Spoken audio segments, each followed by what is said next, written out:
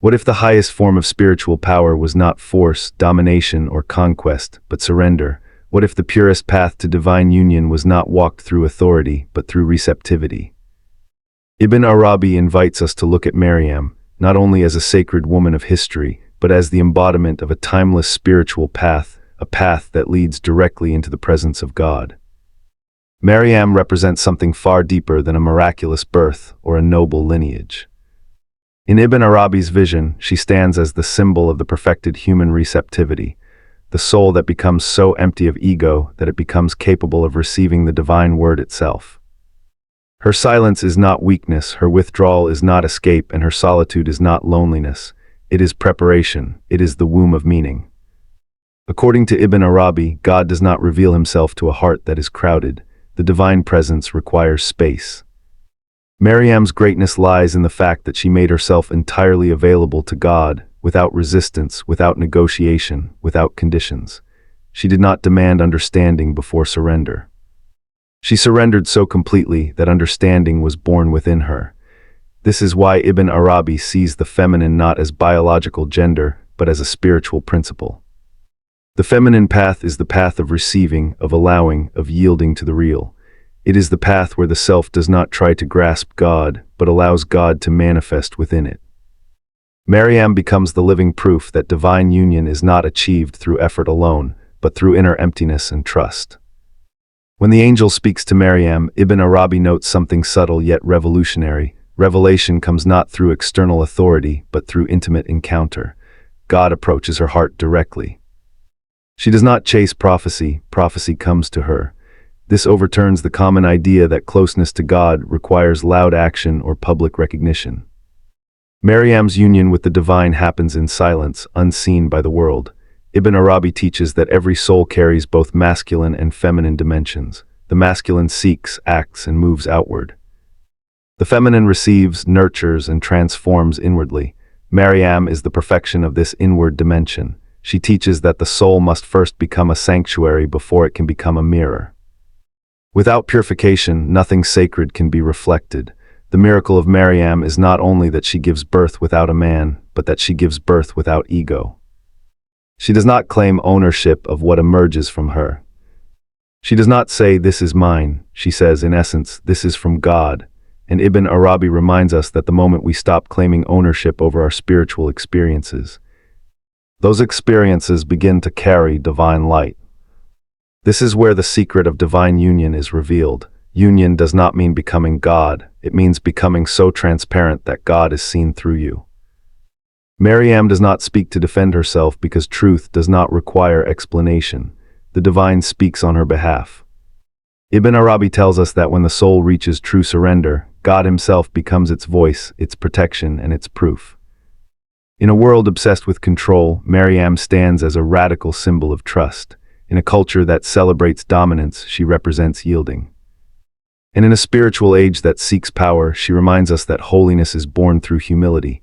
The feminine path is not lesser, it is deeper. It moves downward into the heart, not upward into pride.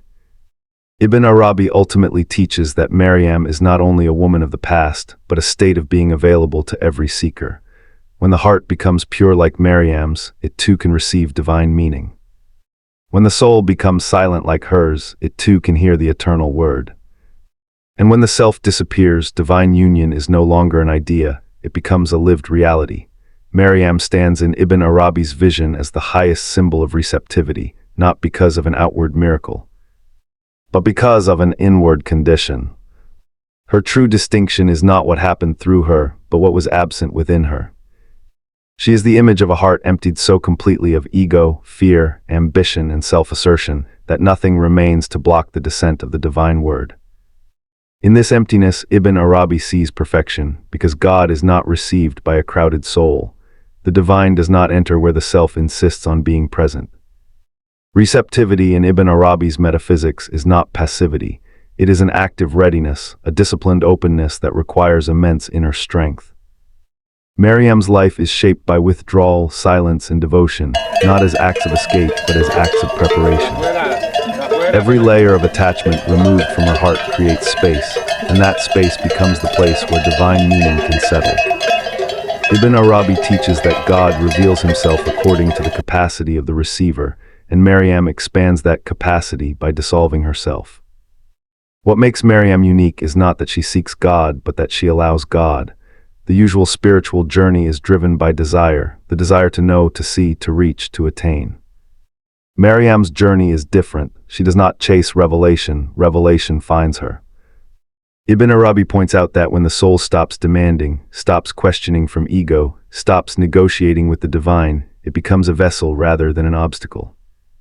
Maryam's receptivity is so complete that the divine word takes form within her without resistance. In Ibn Arabi's language, the heart is like a mirror. If the mirror is clouded by self-identity, opinions, and fear, it reflects nothing clearly. Maryam polishes the mirror of her heart through surrender, not through argument or self-justification. This is why her receptivity is not shaken even by confusion or shock. When the angel speaks, she does not collapse into panic or pride, she listens. Listening itself becomes worship, and listening becomes the gateway to transformation. The descent of the divine word into Maryam is not accidental. Ibn Arabi insists that divine action always corresponds to inner readiness. The word does not force itself upon her, it arrives because there is no barrier left to stop it. Her receptivity is so total that the divine does not merely pass through her, it settles, grows, and becomes manifest. This is why Ibn Arabi sees Maryam as the clearest example of how God acts through emptiness rather than assertion. Maryam's receptivity also reveals a deeper truth about spiritual power. Power in Ibn Arabi's framework does not come from control but from alignment. When the soul aligns perfectly with divine will, effort disappears and grace takes over. Maryam does not strategize her holiness. She does not seek validation. She simply remains available. That availability becomes more powerful than any act of domination or declaration. Her state exposes a hidden spiritual law. The more the self withdraws, the more the real appears. Ibn Arabi teaches that ego creates noise, and noise disrupts revelation. Maryam's inner stillness is so complete that the divine word finds in her a resting place. She does not shape the message according to herself, she is shaped by the message. This reversal is the essence of receptivity. Even the shock of the miracle does not break her inner openness. Ibn Arabi highlights that true receptivity does not mean understanding everything beforehand. Maryam does not demand explanation before surrender. She allows meaning to unfold in its own time. This is why her receptivity carries trust rather than certainty. Trust, for Ibn Arabi, is higher than knowledge because knowledge still belongs to the self, while trust belongs to God. Maryam's receptivity ultimately teaches that divine union is not achieved by accumulation, but by subtraction. Every identity dropped, every claim released, every fear surrendered makes the heart wider. In that widening, the divine finds room to manifest, not as an idea, not as a concept, but as a living reality within the human soul in Ibn Arabi's metaphysical vision. The feminine is not confined to the body of a woman, nor limited by biological gender. It is a cosmic principle woven into the structure of existence itself. The feminine represents receptivity, depth, containment, and the power to transform what descends from the unseen into lived reality. When Ibn Arabi speaks of the feminine, he is pointing to a mode of being, a way the soul relates to God, not a social role or physical form. The divine in Ibn Arabi's thought reveals himself through polarity. Just as there is giving and receiving, manifestation and concealment, there is also the masculine and the feminine as spiritual orientations. The masculine principle moves outward, seeks, initiates, and acts. The feminine principle moves inward, receives, absorbs, and gives form. Neither is superior, but without the feminine, revelation remains abstract, unable to settle into existence. The feminine is what allows meaning to become embodied. This is why Ibn Arabi considers the feminine dimension closer to the mystery of divine self-disclosure. God describes himself as the hidden and the manifest, and the feminine mirrors this rhythm by receiving what is hidden and allowing it to appear without distortion. The feminine does not impose structure upon the divine message, it becomes the space where that message can take shape naturally. In this sense, the feminine is not passive but profoundly creative. Maryam embodies this principle perfectly, but Ibn Arabi insists that this dimension exists within every human soul. Each seeker carries an inner capacity to receive divine meaning, regardless of gender. When the heart softens, when resistance falls away, when certainty gives way to trust, the feminine dimension awakens. It is this awakening that allows spiritual realities to move from theory into lived experience. Ibn Arabi challenges the common assumption that closeness to God is achieved through effort alone. Effort belongs to the masculine mode of seeking. While seeking is necessary, it reaches a limit. Beyond that limit, only receptivity can carry the seeker further. The feminine path begins where striving ends. It is the moment the soul admits it cannot seize God and instead allows itself to be seized by Him. The feminine principle also governs how the soul holds knowledge. Knowledge, in Ibn Arabi's view, is not something to be possessed but something to be carried with humility. In Ibn Arabi's understanding, silence is not merely the absence of speech, but a spiritual language more refined than words. It is the state in which the soul ceases to interrupt the divine with its own noise. Maryam's silence is therefore not a social reaction or an emotional withdrawal, but a conscious spiritual posture. She does not speak because speaking would place the self between the event and God. Silence removes that barrier. Ibn Arabi teaches that divine union cannot occur in a heart that insists on constant expression. Words often arise from fear, defense, or the need to be seen. Maryam's silence shows a soul so anchored in trust that it does not need to explain itself to creation. When accusation surrounds her, she does not rush to clarify. This restraint is not weakness, it is certainty rooted in God rather than in human approval. Silence, in this sense, becomes the highest form of surrender. By remaining silent, Maryam allows God to act without interference. Ibn Arabi points out that when the servant speaks too quickly, the divine response is delayed, but when the servant falls silent, God speaks directly. Silence clears the stage of the ego so that the real may appear without distortion. The soul that has tasted divine closeness understands that not every truth is meant to be defended. Defense implies insecurity. Maryam's silence reveals absolute confidence in divine justice. She does not argue because she knows that truth, when left in God's care, reveals itself more powerfully than any explanation. Ibn Arabi views this as a mark of spiritual maturity, where the soul no longer needs to manage outcomes. In mystical language, silence is a form of listening that goes beyond sound. It is attentiveness without anticipation. Maryam listens with her entire being, not merely with her ears. This listening allows revelation to deepen rather than merely arrive. Ibn Arabi explains that revelation does not descend into a speaking heart, it descends into a listening one. Speech fills in Ibn Arabi's spiritual framework. Purification is not moral perfectionism but inner clearing. The soul is not asked to become flawless, it is asked to become empty. Divine manifestation does not require a polished personality, but an unoccupied heart. Before the divine can be reflected, the heart must first be freed from distortions created by ego, fear, desire, and self-attachment. Purification is therefore not about adding virtues, but about removing obstacles. Ibn Arabi often describes the heart as a mirror, yet a mirror is useless if it is covered with dust. Opinions, identities, spiritual pride, and emotional wounds all cloud perception. The divine is always present, but the heart cannot perceive what it insists on interpreting through itself. Inner purification clears the lens through which reality is seen, allowing the divine presence to appear without being reshaped by personal narratives. Maryam's purity in this view is not biological innocence but existential clarity. She does not define herself through roles, expectations, or defenses. Her inner state is spacious, not crowded by self-definition. Ibn Arabi teaches that God reveals himself according to the form of the heart that receives him.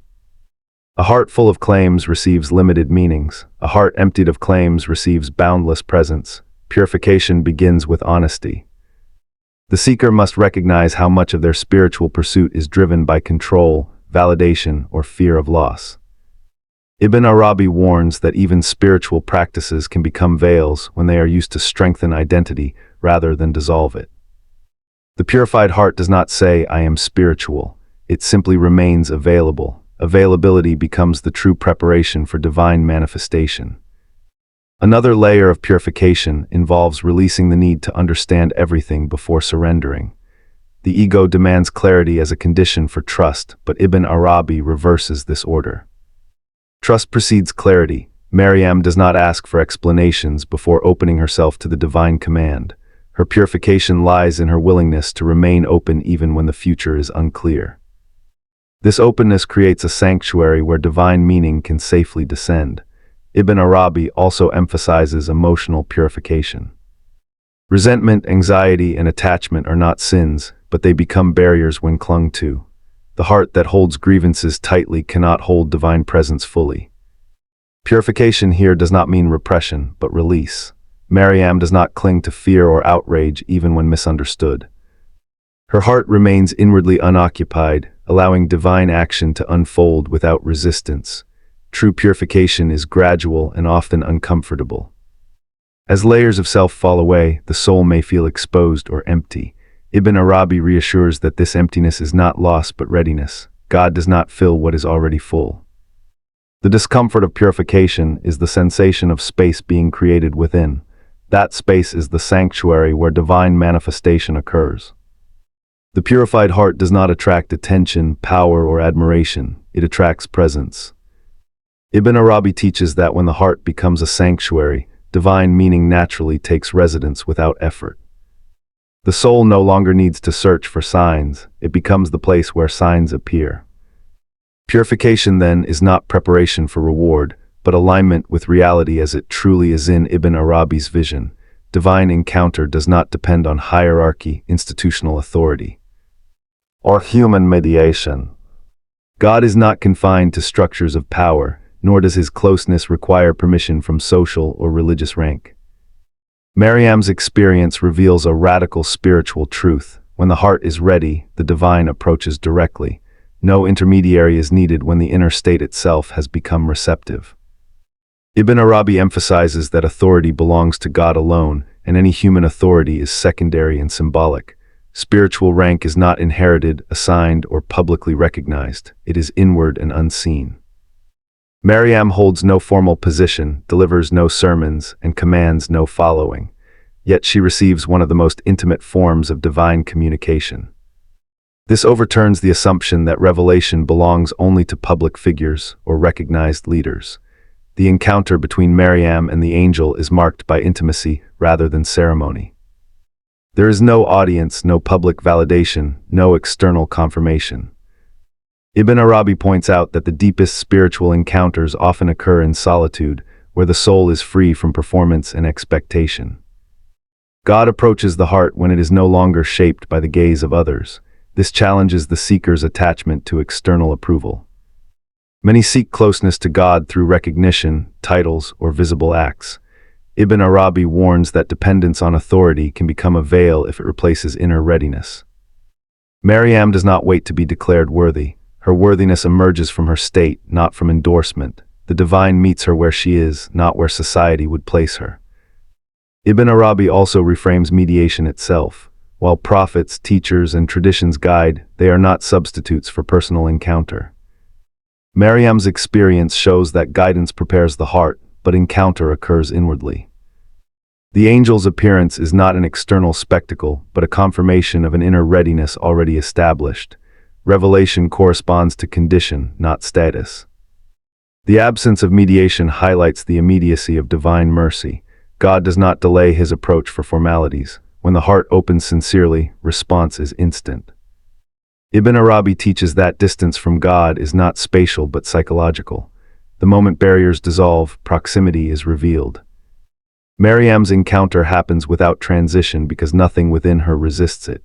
This immediacy also removes fear. Authority often inspires fear or submission. Divine encounter inspires trust. Maryam's response is not panic but composure. Ibn Arabi suggests that fear arises when the ego anticipates loss of control. Where the ego has already softened, fear has little ground. The encounter becomes gentle, even when it carries immense consequence. By removing mediation, Ibn Arabi restores responsibility to the seeker. One cannot outsource readiness. No authority can receive on behalf of another. Maryam's story teaches that spiritual encounter is deeply personal and cannot be delegated. Each heart must become capable on its own. When that capacity is realized, the divine does not remain distant. This perspective dismantles spiritual elitism. Nearness to God is not monopolized. It is available wherever sincerity, humility, and openness exist. Maryam's encounter stands as evidence that the divine responds to truth of being rather than public standing. In Ibn Arabi's understanding, Maryam is not confined to history or narrative. She represents a living spiritual station that can be entered by any sincere seeker. Her story is not meant to be admired from a distance but realized inwardly. Ibn Arabi insists that sacred figures are mirrors of states, not just characters of the past. When the soul aligns with the same inner conditions, it enters the same reality. This transforms Maryam from a symbol into a pathway. The seeker does not imitate her outward life but cultivates her inward qualities. Withdrawal from noise, sincerity of intention, and trust in the unseen are not historical details, they are doors. Ibn Arabi teaches that spiritual stations repeat themselves in every age because the structure of the human soul has not changed. What changed was not the possibility, but the readiness to recognize it. The Maryam state appears when the ego loosens its grip on identity. Titles, roles, and spiritual images begin to dissolve. The seeker stops asking how they appear and begins to attend to how they are inwardly shaped. This is the moment when the soul becomes receptive rather than performative. Ibn Arabi emphasizes that God does not enter through display, he enters through disappearance. In this state, the seeker no longer rushes toward outcomes. Desire softens into attentiveness. The heart becomes patient without effort. This patience is not resignation, but alignment. Maryam's stillness teaches that spiritual fruit cannot be forced. Meaning unfolds in its own timing when the conditions are right. The seeker learns to trust process over control. The Maryam state also changes how suffering is experienced. Pain is no longer seen as punishment or failure, but as expansion. Ibn Arabi explains that when the heart widens, it often feels vulnerable. This vulnerability is not weakness, it is openness. Maryam carries immense weight without resistance, showing that the soul can hold what seems impossible when it is no longer centered on itself.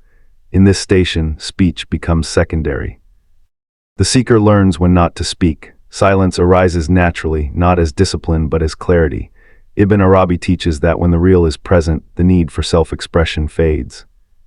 Truth does not need amplification. The seeker becomes less interested in being understood and more devoted to being aligned. Another sign of this state is detachment from spiritual ownership. Experiences are not claimed, insights are not advertised. The seeker no longer says, "I have attained," because attainment implies separation. Maryam does not possess what appears through her. She remains a passage, not a container that claims contents. This selflessness keeps the channel open. The Maryam state ultimately births meaning into the world. What emerges may take many forms: wisdom, compassion, guidance, or quiet transformation. Ibn Arabi reminds that not all births are visible. Some change only the atmosphere of a room or the direction of a life. The seeker may never be recognized, yet the divine continues to move through them. This state is sustained not by effort but by trust. Once the soul tastes this alignment, striving feels unnecessary. The seeker remains vigilant not to reclaim control. As long as the heart stays unoccupied, the divine continues to manifest through it, not as an extraordinary event, but as a continuous presence woven into ordinary life.